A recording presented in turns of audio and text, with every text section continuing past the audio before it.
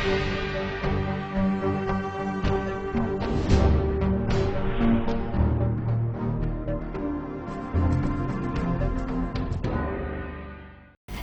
Vindhya times में आपका स्वागत है और आपके साथ मैं श्रेया। आज की बुलेटिन की खबरों के साथ हाजिर हुए हैं। पहली खबर की बात करते हैं। रीवा जिले में लगातार बढ़ रहे युवतियों के साथ छेड़छाड़ के मामलों ने चिंता में डाल दिया है। आए दिन लड़कियों के साथ बदसलूकी की जा रही है।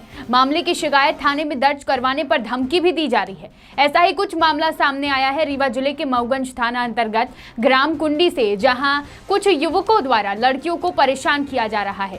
पीड़िता ने जानकारी देते हुए बताया कि कुछ दिनों पूर्व जब स्कूल जा रही थी तभी आरोपी युवकों द्वारा अश्लील हरकत की जा रही थी। रास्ते में परेशान किया जा रहा था और जब इनके घर वालों से शिकायत कर दी गई तो लाठी से बेरहमी पूर्वक मारपीट की गई। पीड़िता युवतियों ने जानकारी देते हुए बताया कि इस मामले की रिपोर्ट मऊगंज थाने में दर्ज कराने गई थी, लेकिन वहां भी रिपोर्ट नहीं लिखी गई। इसके उपरांत जब रीवा महिला थाना में आकर मामले को लेकर शिकायत करने गए तो वहां पर भी रिपोर्ट नहीं लिखी गई और भगा दिया गया। आरोपियों के विरुद्ध किसी भी प्रकार से कानूनी कार्यवाही नहीं होने से आरोपियों के हौसले बुलंद हैं। उन्होंने बताया कि हमारे घर आकर आरोपियों द्वारा बोला जाता है कि अगर किसी भी थाने में मामला दर्ज करवा लो, हमारा कोई कुछ भी नहीं बिगाड़ सकता।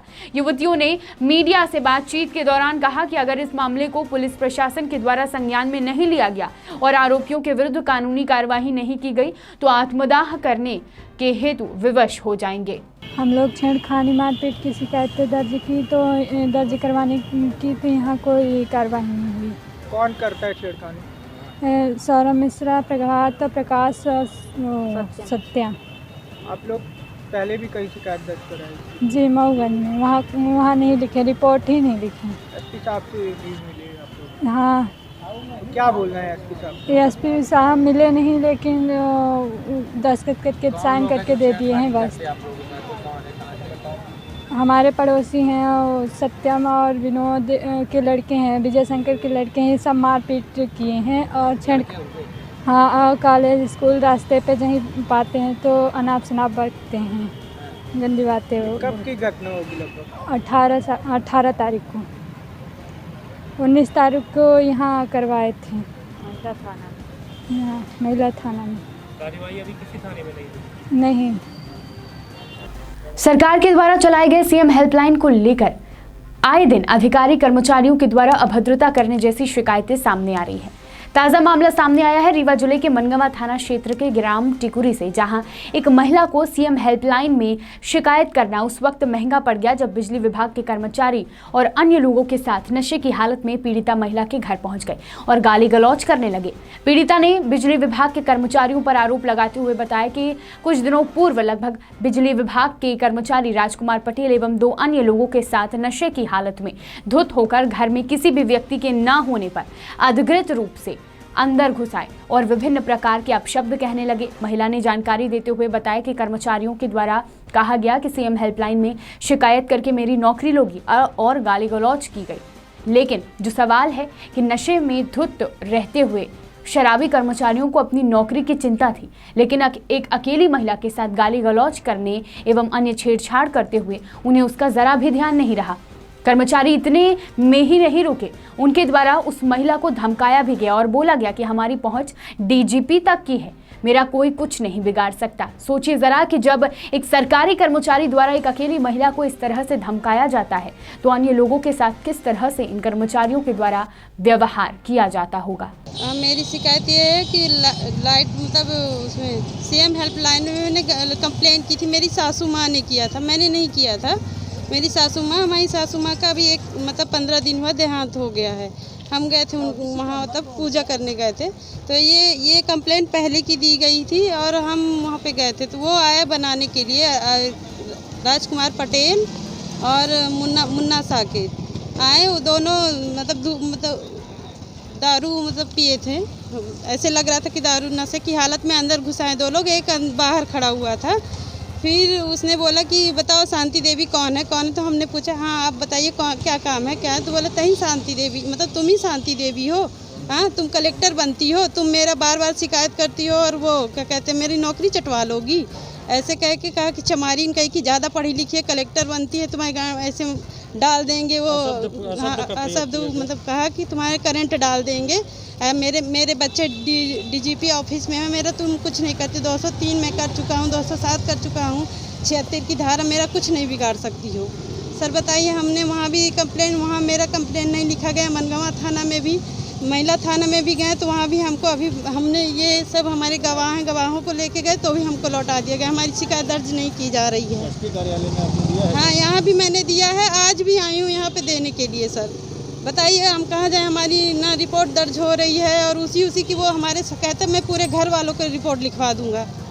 पहले मेरे पति मेरे ज्येष्ठ के नाम किए, फिर अब मेरे ससुर जी, बब्बा ससुर जी के नाम पे करवा दिया है। जबकि नौकरी करते हैं उनका हाँ, सिग्नेचर भी है। क्या हुआ? परेशान कर रहा है, उनका क्या नाम? उनका है राजकुमार पटेल है उनका नाम। कहाँ रहते हैं? वो वहीं वो रघुनाथगंज में पदस्थ है, मतलब वहीं नौकरी करते हैं। अब हम सत्तासीन पार्टियां हमेशा यही प्रयास करती हैं कि वो किसान और मजदूर हितैषी होने का चोला ओढ़े रहें। इसके लिए राजनीतिक दलों के द्वारा कई वादे किए गए, लेकिन हालात आज भी जस के तस बने हुए हैं। आज भी बढ़े हुए बिजली बिल के विरोध में सड़कों में लोग हैं। आज सनिर्माण मजदूर संघ एवं भारतीय मजदूर संघ जिला रीवा के द्वारा विद्युत मंडल में पहुंचकर हितग्राहियों के बढ़े हुए बिल माफ करने के लिए 100 रुपए प्रति माह किए जाने की मांग को लेकर ज्ञापन सौंपा गया। ज्ञापन देते हुए बताया गया कि सभी सूचीधारी पेशे से मजदूर हैं और संघ के सदस्य भी हैं। छोटे से मकान में रहते हैं और मजदूरी करके परिवार का भरण पोषण करते हैं। आलम यह है कि ज्यादा बिजली खपत न करने के बाद भी ज्यादा बिल आता है और बिल न जमा करने पर विभाग से नोटिस देकर कनेक्शन काट दिया जाता है, मुकदमा करने की धमकी दी जाती है। इन्हीं तमाम समस्याओं के निराकरण हेतु सनिर्माण मजदूर संघ के द्वारा ज्ञापन सौंपा गया। ये भारतीय मजदूर संघ का जो अनुसांगिक संगठन है, भारतीय भवन एवं सन निर्माण और कृषि ग्रामीण मजदूर संघ, ज्ञापन देने आए थे। तो हम लोग पहले नगर निगम आयुक्त को दिए गए। पट्टा वितरण में भारी धांधली हो रही है और जो अधिकारी हैं, कर्मचारी हैं, वो कोई ध्यान नहीं देते हैं और हमारे यहाँ के जितने भर मजदूर लोग हैं बहुत परेशान हो गए। और उसी के संदर्भ में हम लोगों ने ज्ञापन दिया है और ज्ञापन देने के बाद जो है तो उनको टाइम दिया गया कि 7 दिन के अंदर उसका निराकरण, अन्यथा हम लोग आगे कदम बढ़ाएंगे। यही हाल बिजली विभाग का भी है। इतने सारे बिल बढ़ा के उन्होंने मजदूरों के बिल दिए हैं कि कमर तोड़ने के तरीके है। 100 रुपये बिजली का बिल आना चाहिए तो 2-3 हज़ार रुपये बिल आया है, कोई सुनवाई नहीं हो रही। क्या आश्वासन मिला, किस प्रकार? आश्वासन ये मिला है कि ये जो समय दिया गया है कि वो हम लोग को बुलाएंगे, प्रतिनिधिमंडल आएगा हमारा और उसमें चर्चा करके और आगे उसका जो निराकरण किया जाएगा। आप लोग क्या स्थानीय विधायक से नहीं मिले? हम लोग क्यों विधायक थे? हम लोग भारतीय मजदूर संघ के जो है तो जिम्मेवार पदाधिकारी हैं। सरकार तो उन्हीं की है, जनप्रतिनिधि में है। सरकार किसी को, हमको क्या, सरकार से क्या लेना देना है? मांगेगा तो सरकार। अब मांगना तो इनसे है, जब नहीं होगा फिर आगे देखेंगे। यदि नहीं होती मांग पूरी, आगे कार्यवाही हो जाएगी, आंदोलन होगा और तेज आंदोलन होगा, धरना होगा, प्रदर्शन होगा, यही बिजली विभाग में होगा। बहुत बड़ा आंदोलन होगा। हाँ। क्या नाम है आपका? बसंत कुमार दुबे, अध्यक्ष भारतीय मजदूर संघ रीवा। कोरोना संक्रमण काल के शुरुआती दौर को यदि आप याद करेंगे तो आप पाएंगे कि कोरोना काल में प्रवासी मजदूरों के साथ साथ गरीबों की समस्या सेवियों के द्वारा भरपूर मदद की गई और यही समाजसेवी जरूरतमंदों की मदद के लिए हमेशा आगे रहे। आज मानव अधिकार संगठन के द्वारा रीवा के संजय गांधी अस्पताल में प्रबंधन को करीबन 50 कंबल दिए गए, जिससे मरीजों को ठंड के महीने में परेशानी का सामना न करना पड़े। संगठन के द्वारा प्रत्येक वर्ष संजय गांधी अस्पताल में कंबल, चादर के साथ साथ जरूरतमंद सामग्रियों को डोनेट किया जाता है। इस बार भी संगठन के द्वारा अस्पताल प्रबंधक को संगठन ने 50 कंबल वितरित किए। यहाँ संजय गांधी हॉस्पिटल में हम लोग प्रत्येक वर्ष कंबल, चादर ये सब डोनेट करते हैं सर्दियों में। तो उसी के तारतम्य में हम लोगों ने पहली खेप यहाँ पे आज 50 कंबल मेडिकल कॉलेज के डीन साहब को प्रदान किए हैं और समय समय पे हम लोग बार बार जो भी यहाँ पे हम लोगों को लगेगा ज़रूरतें हैं उस हिसाब से हम लोग मानव अधिकार संगठन की तरफ से प्रोवाइड करवाते रहेंगे। धन्यवाद। शहर में यातायात व्यवस्था सुधारने के नाम पर यातायात पुलिस के द्वारा सख्त कार्यवाही की जा रही है। बीते दिनों जॉन टावर में भी यातायात पुलिस के द्वारा बड़ी कार्यवाही करते हुए पार्किंग लेन से बाहर पार्क किए गए वाहनों की चालानी कार्यवाही की गई और वाहनों के पार्किंग पर रोक लगाई गई, जिसके बाद भी वाहन पार्क किए जाने पर आज यातायात डीएसपी मनोज वर्मा के निर्देशन में जॉन टावर के सामने बनाई गई नो पार्किंग की जोन में खड़ी मोटरसाइकिल, ऑटो को यातायात पुलिस के द्वारा क्रेन के माध्यम से यातायात थाना ले जाया गया। यातायात व्यवस्था सुधारने के लिए यातायात डीएसपी मनोज वर्मा के निर्देश पर सूबेदार दिलीप तिवारी व सूबेदार अखिलेश कुशवाहा अपने दलबल के साथ नो पार्किंग के बाहर खड़ी हुई दर्जन भर गाड़ियों पर कार्यवाही की। आज देखो, हम दोनों लोगों को, ये सूबेदार अखिलेश है, मैं दिलीप तिवारी, दोनों लोगों को आदेश प्राप्त हुआ वरिष्ठ अधिकारियों से, खासकर डीएसपी ट्रैफिक सर ने हमको आदेश दिया कि जान टावर में जो गाड़ियां जो हमने वाइट मार्किंग कराई हो, नो पार्क के जो बोर्ड लगाए हुए हैं, कॉशन बोर्ड लगाए हुए हैं, इसके बावजूद लोग बाहर गाड़ी खड़ी किए हुए हैं जिससे अत्यधिक जाम लग रहा है, तत्काल मौके पर पहुंच करके इन गाड़ियों पर कार्रवाई करें। हम जैसे ही आए लगभग 20-25 गाड़ियाँ खड़ी थी और 1-2 4 व्हीलर खड़ी थी, 2 ऑटो खड़ी थी। इन सभी वाहनों पे हमने जो है चालानी कार्रवाई की है, इनको क्रेन से उठवा करके थाने भेजा है और यहाँ पे अनाउंस भी किया है कि आइंदा से लोग इस वाइट लाइन के आगे गाड़ी खड़ी ना करें, अन्यथा बार बार कार्रवाई की जाएगी। जाम लगेगा, हम खुलवाएंगे, लेकिन बार बार कार्रवाई की जाएगी। अतः सभी से अनुरोध जो है कि यहाँ पे पार्किंग व्यवस्था जो है बनी रहे, सुगम यातायात बना रहे। इसके लिए आप सभी लोगों से अनुरोध है कि जो वाइट लाइन डलवाई गई है उसके बाहर गाड़ी पार्क ना करें। जरूरतमंद व्यक्ति की मदद के लिए समाजसेवी संगठन बढ़ चढ़ कर आगे आते हैं।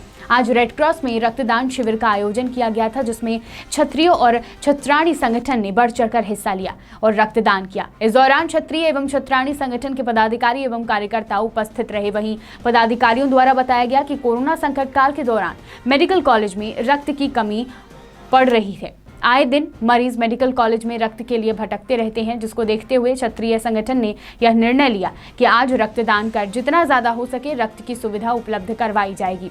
वहीं डॉक्टरों द्वारा बताया गया कि लोग भ्रमित होते हैं कि रक्त देने से शरीर कमजोर होता है, लेकिन ऐसा नहीं है। डॉक्टर ने बताया कि रक्त देने से शरीर और मजबूत हो जाता है। 24 घंटे के अंदर रक्त फिर से बनना शुरू हो जाता है और भारत में रक्तदान को महादान कहा गया है। अतरेला थाना अंतर्गत बुचगड़ा के जंगल में पहाड़ पर नहर में अज्ञात युवक की लाश देखी गई, जहां ग्रामीणों ने अतरेला पुलिस को सूचना दी। मौके पर पहुंचे थाना प्रभारी अभिषेक पांडे ने मौके का निरीक्षण किया। युवक की लाश की पहचान कराने में पुलिस जुटी हुई है, लेकिन अभी तक युवक के शव की पहचान नहीं हो पाई है तथा शव का सर क्षत विक्षत अवस्था में मिला है तथा युवक का शव काफी दिन पुराना लग रहा है। शरीर पर चोट के निशान भी दिखाई दे रहे हैं। पुलिस ने मर्ग कायम कर शव को पोस्टमार्टम के लिए स्वास्थ्य सामुदायिक केंद्र जवा भेज दिया है। थाना प्रभारी अभिषेक पांडे ने बताया कि गांव वालों की सूचना पर बुचगड़ा पर नहर के पास जमीन पर युवक का शव मिला, जो जमीन पर गड़ा हुआ था। जमीन से शव को निकाला गया। शव को देखा गया तो नीले रंग का जीन्स और पैर में चप्पल पहने हुए सफेद शर्ट ही समझ आ रही थी, लेकिन युवक की पहचान अभी भी नहीं हो पाई है। सिरमौर से सुभाष मिश्रा की रिपोर्ट। शहडोल जिले की ग्राम पंचायत मझौली में हो रहे भ्रष्टाचार को न्यूज चैनल के माध्यम से कई बार प्रकाशित किया गया। भ्रष्टाचार उजागर होते ही अब पंचायत कर्मी उन कामों की लिपापोती कर रहे हैं। जिला प्रशासन बिना कार्यवाही किए ही कार्यवाही की बात करता है। जिला सीईओ इस मामले से अभी भी अनजान बने हुए हैं, जो कि पंचायत के भ्रष्टाचार को जिला सीईओ के पास लिखित शिकायत की गई है। प्रदेश के मुखिया शिवराज सिंह चौहान ने जनता की समस्या के समाधान के लिए सीएम हेल्पलाइन की सुविधा प्रदेशवासियों को प्रदान की, पर शहडोल जिला एक ऐसा जिला है जहां सीएम हेल्पलाइन की खुलेआम धज्जियां अधिकारी उड़ाते दिख रहे हैं। नवागत जनपद सीईओ बुढ़ार आज तक न ही ग्राम पंचायत मझौली के भ्रष्टाचार में कोई कार्यवाही की और न ही सीएम हेल्पलाइन पर की गई शिकायत का निराकरण किया गया। क्या सीएम हेल्पलाइन शहडोल जिले में खोखली साबित होगी? आवेदक के द्वारा ग्राम पंचायत मझौली में हुए भ्रष्टाचार के लिए आरटीआई लगाकर जानकारी मांगी गई थी, पर आज 3 महीने से ऊपर हो गए हैं। आवेदक को अभी तक कोई सूचना नहीं मिली है, ना ही उसके मामले पर कोई कार्यवाही की गई है। नवागत पुलिस अधीक्षक के पदभार संभालते ही शहडोल जिले में हो रहे गरीबों के साथ आपराधिक घटनाओं में अंकुश लगाना शुरू हो गया है। मामला शहडोल जिले के थाना अमलई का है, जहां पीड़ित छविलाल वासुदेव व उसकी पत्नी तेरासियाबाई वासुदेव द्वारा लिखित सूचना दर्ज कराई गई।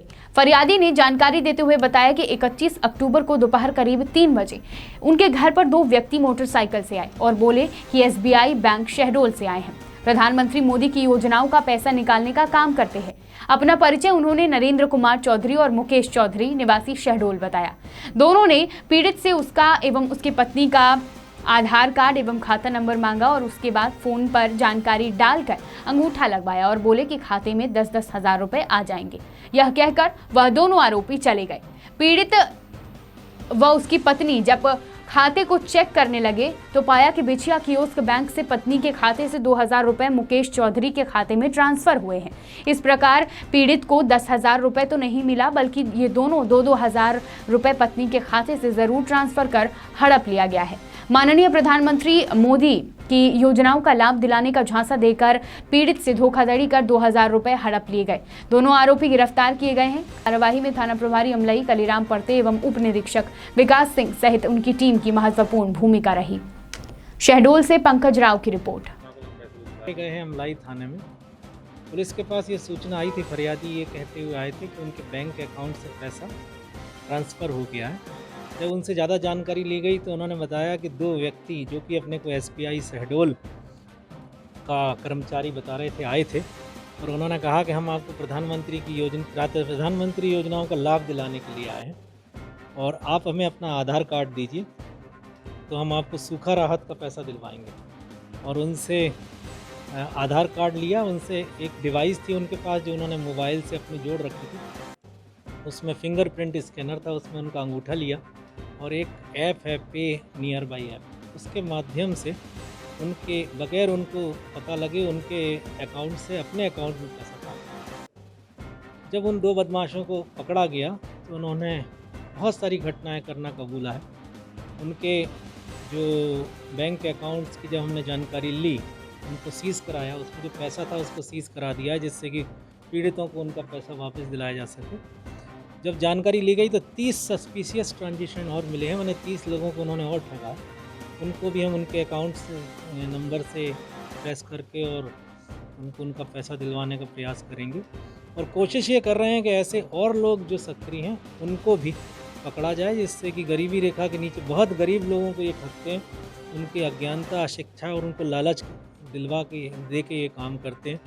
मेरी आम जनता से अपील भी है आप लोगों के माध्यम से कि अगर कोई व्यक्ति इस तरीके से आपके पास आता है और कहता है कि हम आपको शासकीय योजना का लाभ दिलाएंगे और आपसे आपका आधार कार्ड मांगता है या आपका कहता है कि हमारे मोबाइल पे या डिवाइस पे अपना फिंगरप्रिंट दे दो, तो आपको उसके झांसे में नहीं आना है, क्योंकि अगर आप ऐसा करेंगे तो आपके अकाउंट में जो पैसा है वो अपने अकाउंट में ट्रांसफ़र करेंगे।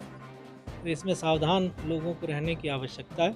और हम इसमें बात करते हैं बुलेटिन की आखिरी खबर की। शहडोल जिले के थाना कोतवाली में मुखबिर द्वारा सूचना प्राप्त हुई कि बेटू उर्फ आदित्य तिवारी एवं प्रफुल्ल सिंह उर्फ जानू नामक व्यक्ति कल्याणपुर केंद्रीय विद्यालय के आगे महुआ के पेड़ को सीधे जंगल में एक मोटरसाइकिल में गांजा लिए हुए हैं।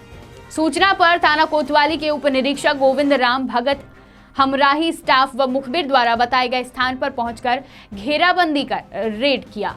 मौके पर 2 व्यक्ति से गांजा 21 किलो 650 ग्राम होना पाया गया, जिसे मौके पर जब्त कर लिया गया तथा आरोपियों के पास से घटना में उपयोग की गई एक बजाज कंपनी की बॉक्सर मोटरसाइकिल भी आरोपियों के कब्जे से जब्त की गई है।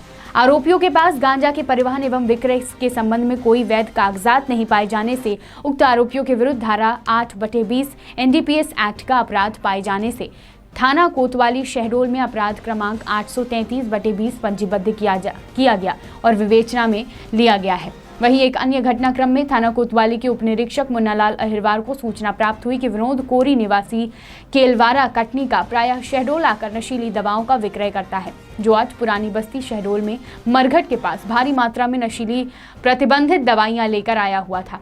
सूचना पर हमरा स्टाफ के साथ मुखबिर द्वारा बताए गए स्थान पर जाकर घेराबंदी कर आरोपी के साथ तमाम प्रतिबंधित नशीले पदार्थ पकड़े गए हैं, जिनको नशे के रूप में यूज़ किया जाता है। ऐसे 361 इंजेक्शन जो हैं वो बरामद हुए हैं। 1000 नाइट्राबिट की टैबलेट्स बरामद हुई हैं और इसमें 3 लोगों में से 2 गिरफ्तार हुए। एक महिला सुषमा सिंह फरार है जिसमें नाम घोषित किया है। इसके अलावा 2 NDPS की कार्रवाई और हुई हैं, जो कि पुराने बदमाश जो कि गांजे की तस्करी में संलिप्त थे, उनसे 21 किलो गांजा बरामद हुआ है। और हम ये कोशिश कर रहे हैं कि इस तरीके से इसमें जो इंजेक्शन्स और नाइट्राबिट का जो सप्लायर था वो भी हमने इसमें पकड़ा है और इस पूरी चेन में जो आगे के डिस्ट्रीब्यूटर्स थे और कंज्यूमर्स थे उनको भी हमने पकड़ा है और हम इसमें कार्रवाई इस तरीके से कर रहे हैं कि जिससे कि इसमें और जो लोग संलिप्त हों वो भी कार्रवाई की गई है। गए हैं अमलाई थाने में पुलिस के पास ये सूचना आई थी, फरियादी ये कहते विंध्य की तमाम खबरों के साथ कल फिर हाजिर होंगे। देखते रहिए विंध्या टाइम्स। बहुत बहुत धन्यवाद।